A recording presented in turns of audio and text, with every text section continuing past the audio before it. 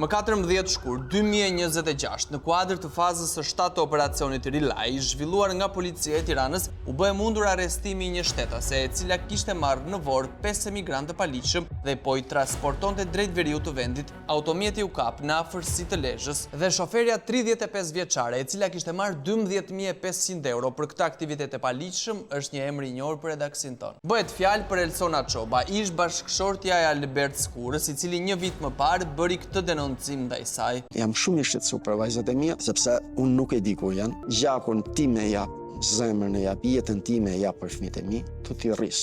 Ti edukoj, ti çoj në shkollë vet, ti marr vet nga shkolla. Arsyeja sepse ky baba humbi kontaktet me 3 vajzat e tij e ka zanafillë në vitin 2019 kur ai u njoh me Elsonën. Fillim shkonte shumë mirë, edhe pse ishte një diferencë shumë e madhe moshe. Unë atë kohë isha në Itali pa punë, erdhem në Shqipëri. U bë me fëmijë i parë lindi këtu. Por nuk ishte e thënë që kjo periudhë lumturie të zgjaste, pasi fëmia lindi me probleme dhe nuk mund të kurohej në vendin tonë. Kam kërkuar Itali 3 ditë sistemim, herë ke njëri, herë ke tjetri, nuk tas njëri veti 4, shku Milana, i kam thënë, do marrim trenin, do ikim për Gjermani. U detyru me shkujt në azil, për me shpëtuar jetën e fëmijës. Sistemun, lindi fëmia, i bën operacionet, fal mjekësisë gjermane, ma shpëtuan jetën e Një lajm që do i gëzonte të dy prindrit, por fatkeqësisht vetëm për pak kohë. 3 vjet kemi në të tjetë në azil, pas 3 vjetësh u bë me marrëveshje me Elsonën, ti rri këtu në azil, kurse une do iki tek ambasada gjermane në Tiranë, të mbyll procedurat e azilit dhe të vi me letrat italiane që të punoj. Pas pak muajsh kam ikë prapë në Gjermani, shteti gjerman Elsonën në debut. Pas këtij vendimi drastik ndaj 35 vjeçares, familja u nda. Albert jetonte dhe punonte në Gjermani, ndërsa nëna me fëmijët jetonin në Shqipëri, në familjen e 56 vjeçarit. Pavarësisht kësaj distance, komunikimi mes babait dhe fëmijëve nuk u ndërprer. Madje siç pretendon Alberti, shërbeu që ai të zbulonte më shumë për gruan e tij. Del fëmia, i dritë buza, se të më rafi mama. Pse i thej ti pse fol me burrat e huaj? Sepse më kishte thënë mua, o bab, mama fol me burrat e huaj. Shkon vajza ime e madhe, shkon ke mama ime dhe thot, o nan, kanë për ta vrarë mamën. Kush më thot mama, kush ka për ta vrarë? Ja, i flok gjati që fol mama me ton telefon. Kam pa në unë thot mama ime. U kërcënoshin me dikush tjetër që i bënte presion kësaj. Nga gjithë këto ndodhi, edhe pse nuk ishte prezent, Alberti u mjaftua me fjalët e fëmijëve dhe familjarëve për të marrë vendimin për ndarje. Ashtu shëri tim, tu i gjithë fisit, Elsona s'është gruaja ime, do iki ke baba vet. Merr kalamaj iki baba. Kur të vi unë, vazhdojmë procedurat. Me datë 8 mëngjes kam ikë te komuna. Çfarë dokumentash duhen për me bë divorc? Për këtë do të marrësh avokat. Iki te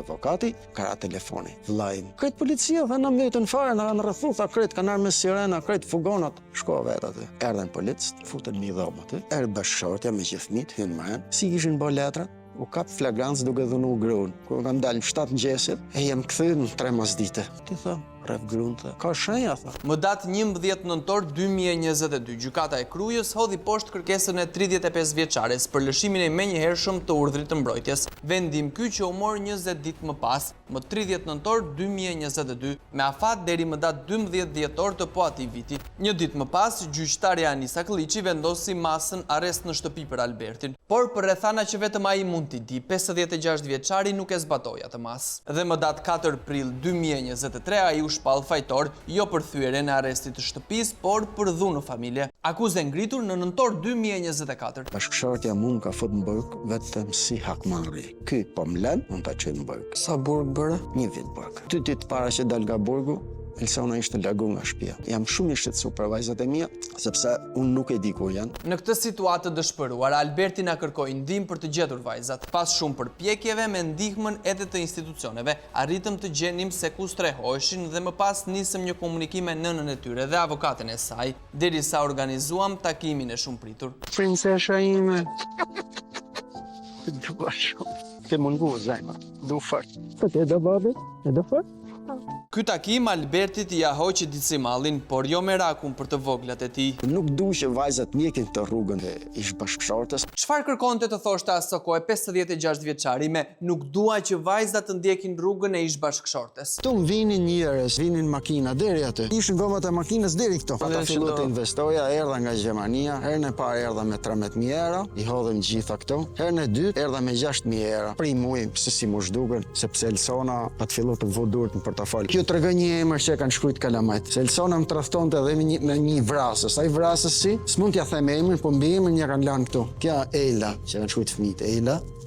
Pula është mbi emri i vrasësit, që ka bërë 15 vjet burg për një vrasje. Telefoni. Çfarë do të thotë kjo? Që Ela fol në telefon me këtë. A ishte tradhëtia dhe vesi i vjedhjes të vetmet pretendime që Alberti kishte për gruan e tij? Është marrë me shumë njerëz këtu. Krimit. Elës nuk i interesojnë fëmijët e mi. I vën fëmijët si mbrojtje për të mbrojtur nga ligji, se thotë, aq se kam unë fëmijët edhe nuk më fusin burg, sepse Ela don trafikoj Sirian. Këtë denoncim ish burri 35 vjeçare se ka bërë një vit më parë duke i paraprirë në një farë mënyre asaj që do të ndodhte. Me faktet që ai pretendonte, e që më pas rezultuan të vërteta. Ndaj në këto kushte, ai ka kërkuar institucioneve heqjen e kujdestarisë. Kërkesë që nuk ishte marrë parasysh deri kur Unë dje bashkë me nanën time duke pa televizorin, nëpërmjet lajmeve, pash që Elsona Çoba është arrestuar me trafik e migrantësh. Për një herë, shkoj mendja tek fëmijët, mora makinën, urgjentisht për Rogozhin, telefonova policisë Rogozhinës. ku ishin fëmijët në atë moment? Fëmijët ishin të braktisura në Rogozhin. Ishin në një shtëpi të Ishin në një shtëpi. E dinin për maman e tyre? Për maman nuk e dinin, ja ka komuniku policia, i ka thënë drejt, mamaja më burg, nuk do shihni më. U lërisnin, të tmerrura, traumatizuara. Aty ngela shumë i shoku që bashkia Rogozhinës nuk kishte një psikolog. Ju mos kërkoni psikolog për fëmijët në orët e vona të natës. Le ta arrestoni nënën në mëngjes për shembull. Në këtë dokument drejtuar gjykatës së Tiranës nga bashkia Rogozhin vihet re se është bërë një vlerësim social i fëmijëve të mitur të Albert Skurës dhe Elsona Çobës, ku të bien në sy dy gjëra. E para, fëmijët deklarojnë se babai i tyre nuk paguan asnjë detyrim financiar për to. Duhet thënë se gjendja ekonomike e Albertit pas ndodhive në familje nuk është fort e mirë. Mirë po, kjo nuk e justifikon mos përgjigjen e tij për 3 vajzat e vogla. E dyta, fëmijët thonë se nëna e tyre pastron shtëpi për të siguruar të ardhura, madje ajo nuk i lë asnjëherë vetëm, çka bie në kontradikt me denoncimet e Albertit dhe arrestimin e saj për veprën penale trafikime migrantësh, aktivitet që në fakt kërkon angazhim madhor, kryesisht në orët e vona të natës. E gjatë këtyre orëve fëmijët qëndrojnë vetëm, të pasigurt, por diçka i shtyn që të mos shprehin të vërtetën. Me shumë mundësi dashuria pa kushte për nënën e tyre, apo frika.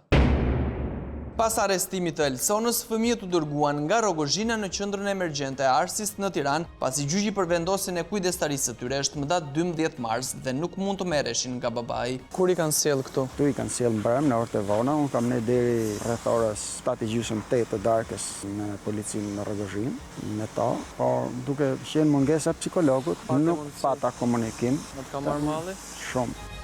Pavarësisht se nuk mund t'i marrë me veten në fshatin Bilaj të Krujës, Alberti shpreson për një takim me vajzat e tij, me dëshirën e madhe për t'u gjendur pranë në këto momente të vështira. Aktualisht ndodhemi jashtë ambienteve të qendrës Arsis, një qendër emergjente për kujdesin e fëmijëve të mitur. Alberti është brenda me një psikolog duke folur me fëmijët e tij. Do të presim dhe do të shohim se çfarë do të ndodhë, duke marrë parasysh që fëmijët janë edhe të shokuar nga ngjarja që ka ndodhur me nënën e tyre. Mami nuk ndodhet në shtëpi, po problemin e saj që e ka zënë, duhet të mendojmë në gjithë.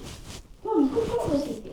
Ka arsimor, të shkosh në shkollë, të bësh zonjë vetë të ndihmosh Në çobabi në shkollë të lartë. Mami do ketë shumë nevojë për ty, por nuk ka nevojë për një vajzë të dobësuar. Ka nevojë për një vajzë të fuqishme, të mençur, të ditur. Këtë e bën pra familjes. Nëse s'është mama, është babi. Nëse babi guxon të prek ty një fije floku, gjithë kjo ushtria që po të kujdeset për këtu, ngrihet të kohë.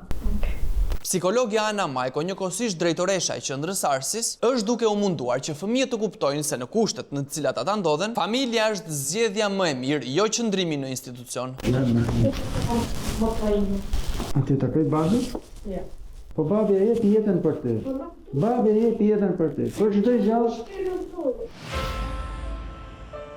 Vajzat nuk pranojnë, janë shumë të frikësuar, kanë nevojë për psikolog. A patët një afrimitet ndoshta fizik, në një përqafim, në një diçka? Jo, nuk patëm asnjë lloj përqafimi. Vajzat janë largu shumë. Unë për ato fëmijë, gjakun tim pik për pikë jap zemrën e heq, unë jap jetën për ato fëmijë. Vajzat janë në gjendje shoku total. Në kushtet në të cilat ndodhemi, ata fëmijë kanë nevojë vetëm për mbështetje dhe dashuri, E ç'është më e rëndësishmja të rifitojnë besimin e humbur tek babai i tyre. Nga ana tjetër, ndërkohë që hetimet vijojnë, më datë 17 shkurt, gjykata e Tiranës i caktoi 35 vjeçares Elsona Çoba masën në arrest në shtëpi për shkak të rolit të saj prindërues për 4 vajza të moshës nën 18 vjeç. Jo vetëm ligjërisht, por edhe moralisht një vendim i drejtë ky gjykatës, por pyetja që mbetet është cili do të jetë në afatgjatë fati i këtyre vajzave. Kur nga njëra anë nuk duan të jetojnë me babain e tyre dhe nga ana tjetër kanë pranë një nën e cila është pjesë e një rrjeti kriminal i cili trafikon njerëz nga lindja dhe përfitojnë para në mënyrë të paligjshme.